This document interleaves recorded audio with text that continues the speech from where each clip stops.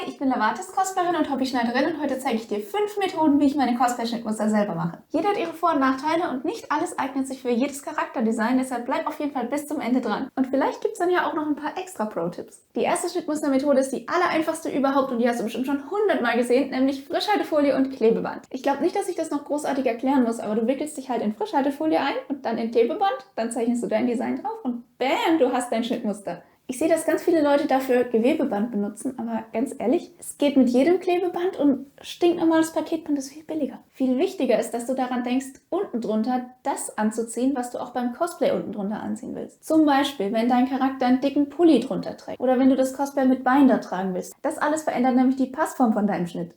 Bei symmetrischen Designs reicht es, wenn du nur eine Hälfte deines Schnittmusters aufzeichnest. Es ist aber trotzdem sinnvoll, dich einmal komplett einzuwickeln, weil wenn du nur deine eine Körperhälfte mit Klebeband beklebst, dann verzieht sich das gerne mal. Und ich empfehle dir auch, deine auseinandergeschnittenen Klebebandschnittteile nicht einfach so zu verwenden, sondern vorher nochmal auf Papier abzuzeichnen. Einfach damit die Kanten schöner sind und wenn die Kanten schön sind, wird auch die Naht schön. Frischhaltefolie und Klebeband ist die absolut anfängerfreundlichste Methode, super einfach, super schnell, stößt aber an ihre Grenzen, wenn es um weite Kleidungsstücke geht oder auch wenn du was aus Stretchstoff nähen willst. Und hier kommt Methode 2 ins Spiel und das ist ein fertiges Schnittmuster zu kaufen und zu verändern. Wenn du das Schnittmuster auswählst, achte darauf, dass die Passform so ist, wie sie später beim Cosplay sein soll. Es ist egal, wo die Teilungsnähte sind, es ist egal, ob das Schnittmuster irgendwelche Verschlüsse, irgendwelche Taschen an komischen Stellen hat. Das können wir alles verändern, es geht um die Passform. Zum Beispiel habe ich ein langärmeliges Kleid nähen wollen und habe dafür so einen Jackengrundschnitt als Ausgangspunkt genommen. Als allererstes nimmst du dein Schnittmuster und paust es in der richtigen Größe ab. Bitte, bitte, bitte zerschneide keine Originalschnittmuster. Mach dir die Mühe und pause sie ab, denn du weißt nie, ob du dasselbe Schnittmuster nicht noch irgendwann brauchst und nochmal für irgendein anderes Projekt verändern willst. Ich habe das hier schon für 3 Projekte benutzt. Okay, auf jeden Fall nähst du erstmal ein Teststück, genau nach Anleitung. Und wenn nötig, kannst du das Teststück jetzt noch so verändern, dass es genau so sitzt, wie du es haben möchtest. Und dann machst du sowas Ähnliches wie bei der Klebebandmethode, nämlich du nimmst einen Stift und zeichnest alle Nahtlinien und alle Designs auf, die dein Cosplay haben soll. Völlig egal, wo da Teilungsnähte bei dem Originalschnitt sind, zeichne einfach drüber. Und dann schneidest du es genau entlang dieser Linien auseinander und schon hast du ein neues Schnittmuster. Es ist eine sehr ähnliche Vorgehensweise wie bei der Klebebandmethode. Ja, es macht ein bisschen mehr Arbeit, weil du erst das Teststück nähen musst, aber der Vorteil ist, es eignet sich auch für jede Art von Weiterkleidung, aber auch für besonders enge Kleidung wie Leggings oder sowas. Gerade wenn du Charaktere mit irgendwelchen unrealistischen Socken oder so cosplayen willst, ist die Leggings-Methode super. Und wichtiger Tipp, nimm als Stoff für dein Teststück dehnbaren Stoff, der ähnlich dehnbar ist wie dein späteres Material. Sonst funktioniert es nicht. Weil Leggings-Schnittmuster so gemacht sind, dass sie quasi ein bisschen zu klein sind. Und wenn du es aus dehnbarem Stoff nähst, dann liegen sie richtig an. Gekaufte Schnittmuster zu verändern ist auch eine echt anfängerfreundliche Methode, funktioniert aber nur, wenn der Charakter ein einigermaßen realistisches Outfit anhat. Aber vielleicht musst du ja gar nicht unbedingt ein Schnittmuster kaufen, vielleicht hast du ja schon ein Kleidungsstück zu Hause, was sehr ähnlich ist wie das Cosplay-Schnittmuster, was du haben möchtest. Und das ist Methode 3, den Schnitt von existierenden Kleidungsstücken abzunehmen, ohne sie zu zerschneiden. Dafür brauchst du natürlich dein Kleidungsstück und ein großes Stück Papier. Ich nehme da ganz gerne Papiertischdecken oder sowas für. Und was du machen willst, ist das Kleidungsstück Stück für Stück nachzuzeichnen. Also guck dir mal dein Kleidungsstück gut an, aus welchen Teilen es besteht. Ich hatte in dem Fall zum Beispiel diese eine Jacke hier. Das ist recht einfach. Wir haben ein Vorderteil, wir haben ein Rückenteil.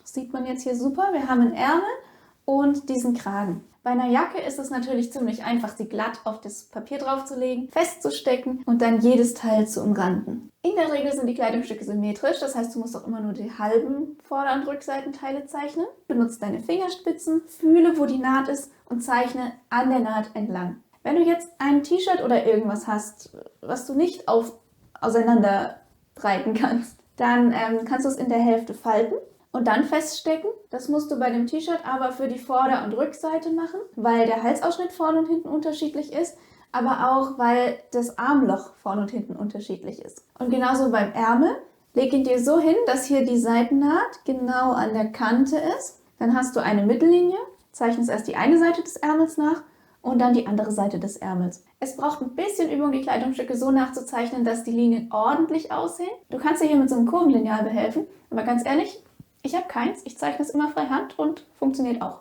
Ich würde sagen, Schnittmuster abzunehmen ist eine Methode für etwas fortgeschrittene Nähmenschen. Es hilft auf jeden Fall, wenn du schon mal das ein oder andere Schnittmuster vorher abgepaust hast und so ein Gefühl dafür hast, wie Schnittteile einfach aussehen. Auch hier gibt es den Vorteil, dass die Methode für die meisten Arten von Kleidungsstücke funktioniert, allerdings auch nur, solange es ein relativ realistisches Outfit ist. Kommen wir zur Methode 4 und das ist Drapieren. Fürs Drapieren brauchst du zwingend eine Schneiderpuppe und im Idealfall sollte die ungefähr deine Maße auch haben. Und bei den Schneiderpuppen gibt es jetzt wichtige Unterschiede, wenn es ums Drapieren geht. Erstens, du musst in die Puppe Nadeln reinstecken können, sonst funktioniert Drapieren schon mal gar nicht. Dann gibt es solche verstellbaren Schneiderpuppen, die sind einerseits cool, weil du sie auf deine Maße einstellen kannst, aber andererseits durch den Verstellmechanismus hast du dann hier überall Lücken. Besonders in der vorderen Mitte und der hinteren Mitte. Und das sind die Linien, die du anzeichnen musst zum Drapieren. Also sind diese verstellbaren Schneiderpuppen nicht gut geeignet. Am besten ist echt so eine Stoffschneiderpuppe. Und wenn du sowas kaufen willst, achte echt gut auf die Produktbeschreibung. Es gibt nämlich auch welche, die sehen so aus, sind aber eine Plastikschale mit Stoffüberzug. Lies da genau die Produktbeschreibung, wenn da sowas steht wie aus hochwertigem Plastik oder sowas, nicht kaufen. Wenn du es richtig professionell angehen willst, und das ist jetzt nicht gesponsert, aber ich habe mir diese Schneiderpuppe selber genäht und das ist ein individuelles Schnittmuster, was genau meine Maße hat. Es gibt Webseiten, wo du deine Maße eingibst und dann bekommst du ein individuell berechnetes Schnittmuster für die Schneiderpuppe. Richtig cool. Wenn du jemand bist, der viel näht und viel nur für dich näht, dann würde ich sagen, es ist echt eine Überlegung wert. Beim Drapieren gibt es jetzt 2 verschiedene Methoden. Die erste ist, du nimmst irgendein ziemlich dünnes Klebeband und du klebst dir vor, wo deine Schnittteile sein sollen. Also zum Beispiel markierst du dir zuallererst mal die Mitte und die Taille und die Seitennaht und alle Markierungen, die du brauchst, klebst du dir ab. Und dann kannst du dir auch so den Ausschnitt hinkleben, wie du das haben willst und Teilungsnähte und all das. Im Idealfall hält dein Klebeband auch auf dem Stoff, meins nicht. Und dann nimmst du irgendein möglichst helles Teststoffstück, da nehme ich auch immer ganz gerne Bettwäsche, und steckst es so fest, dass es auf dem Schnittteil, was du abzeichnen möchtest, gerade liegt. Ob es jetzt hier außenrum irgendwelche Falten wirft, ist egal. Ich fürchte, ihr seht es jetzt auf dem Video nicht so gut, aber man sieht die Linien durchscheinen. Du kannst auf den Linien entlang zeichnen und so bekommst du dann das erste Schnittteil und das machst du natürlich rundherum für alle Stücke. Das ist die sorgfältige Methode, aber es gibt auch noch eine faule Methode. Da klebst du dir nichts ab und steckst deinen Stoff einfach so da drauf. Guck wieder, dass er glatt aufliegt in den Bereichen, wo du das Schnittteil gerade aufzeichnen möchtest. Wenn ich die vordere Mitte anzeichnen will, ist es egal, ob das jetzt hier Falten wirft. Aus dem Weg. Also das, was ich mir bei der ersten Variante jetzt hier aufgeklebt habe, habe ich diesmal nur im Kopf. Okay, ich weiß nämlich, ich brauche die vordere Mitte, dann zeichne ich mir die vordere Mitte an, dann zeichne ich mir die Taille an und ich weiß, dass ich möchte, dass meine Teilungsnaht etwa so verläuft und so weiter und so fort. Und für die faule Methode lasse ich dann den Stoff auch hier so drauf und für das nächste Teil stecke ich mir das nächste Stück Stoff drüber. Und dann kann ich die Linien durchpausen auf das nächste Stück Stoff und mache da weiter. Okay, das war Drapieren im Schnelldurchgang. Wenn ihr ein detailliertes Tutorial haben wollt, lasst es mich gerne wissen. Drapieren ist auf jeden Fall eine Methode, die Übung braucht. Meine ersten drapierten Schnittmuster waren nicht gut. Aber dann kann man eigentlich echt viel damit machen. Und auch bei Stretchstoff, also Stretchstoff auf die Schneiderpuppe stecken, ist ein bisschen schwierig. Eignet sich natürlich nur für Oberteilschnitte, wegen der Schneiderpuppe. Drapieren bietet sich aber auch an, wenn du irgendwelche komplizierten Röcke hast, die irgendwie in Falten liegen oder so, dass du deinen Stoff direkt an der Puppe stecken kannst und damit rumspielen kannst, bis es so ist, wie du es haben willst. Ich würde sagen, mit den ersten 4 Methoden wirst du schon super klarkommen und echt die meisten Cosplays umsetzen können. Aber was, wenn nicht? Wenn du ein ziemlich unrealistisches Design hast, das du nicht drapieren kannst, weil es zum Beispiel eine Hose ist oder ein Schuh oder, ne? Ich bin bisher einmal an diesen Punkt gestoßen und das war bei dieser Hose. Was ist das? Das ist nichts, was man mit dem realistischen Schnittmuster machen kann. Ich kann keinen Hosenschnitt drapieren an meiner Schneiderpuppe. Und dann habe ich das gemacht, was ich meine Verzweiflungsmethode nenne. Und das ist Nummer 5. Die Verzweiflungsmethode ist wirklich nur dafür gedacht, wenn du wirklich verzweifelt bist, denn sie dauert Ewigkeiten und sie ist schwierig. Du brauchst gutes räumliches Vorstellungsvermögen und du brauchst Erfahrung mit Schnittmustern, sonst wirst du wahnsinnig. Und auch wenn du beides hast, wirst du wahnsinnig. Zeichne einen Schnitt, schätze, wie er sein muss, zeichne ihn frei Schnauze und nähe 10 Teststücke oder so, bis er dann tatsächlich so passt, wie du ihn haben willst. Beim Beispiel der Hose habe ich mir zum Beispiel überlegt, so sieht ungefähr ein normaler Hosenschnitt aus. Ich brauche eine kurze Hose, also müssen die Schnittteile kürzer sein. Ich brauche eine weite Hose, also müssen die Schnittteile breiter sein.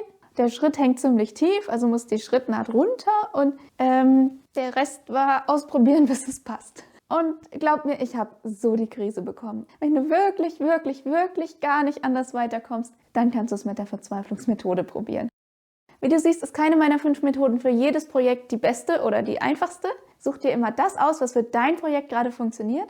Und wenn es funktioniert, ist es die richtige Methode. Aber stopp, bleib noch da, ich habe dir nämlich noch Pro-Tipps versprochen. Erstens, nähe immer Teststücke. Nähe im Zweifelsfall lieber 1 zu viel als 1 zu wenig, denn sonst ärgerst du dich hinterher, wenn dein Cosplay nicht richtig sitzt. Zweitens, Unterkonstruktion zuerst. Wenn du jetzt ein Cosplay hast mit einem Reifrock oder wenn du ein Binder trägst oder wenn du ein Korsett trägst, genauso wenn dein Cosplay Flügel hat oder einen Schwanz oder sowas, überleg dir das immer zuerst und danach machst du das Schnittmuster und kannst dann Befestigungen und alles mögliche direkt beim Schnitt schon einplanen. Drittens, wenn du ein Cosplay mit Anime-Socken hast oder einen Gaming-Charakter mit irgendwelchen ganz unrealistischen Socken, nähe sie als Leggings oder nähe sie als Strumpfhose. Viertens, nähe Miederstäbchen ein bei trägerlosen Oberteilen. Vertrau lieber nicht darauf, dass es nur mit Anti-Rutsch-Gummiband bleibt, wo es ist. Fünftens, Taschen, Taschen, Taschen. Wie viele Cosplays habe ich schon genäht ohne Taschen und habe mich hinterher so geärgert? Plan direkt beim Schnittmuster ein, wo du Taschen einbauen kannst. Sechstens, genauso wichtig, überleg dir schon beim Schnittmuster, wie du mit deinem Cosplay auf Toilette gehen kannst. Siebtens, überleg dir, wie du dein Cosplay waschen kannst. Wenn du da irgendwelche Deko-Elemente drauf hast, vielleicht kannst du die abnehmbar machen oder so. Und das gleiche gilt für achtens, Lagerung, Transport, Komfort, An- und Ausziehen. Überleg dir schon beim Schnittmuster erstellen, wie ziehst du dein Cosplay an und aus? Wie kommst du damit zur Con? Wie kommst du damit wieder nach Hause? Wo willst du es zu Hause aufbewahren? Und. Dein zukünftiges Ich wird es dir danken, wenn du dir am Anfang darüber Gedanken machst und nicht erst am Ende.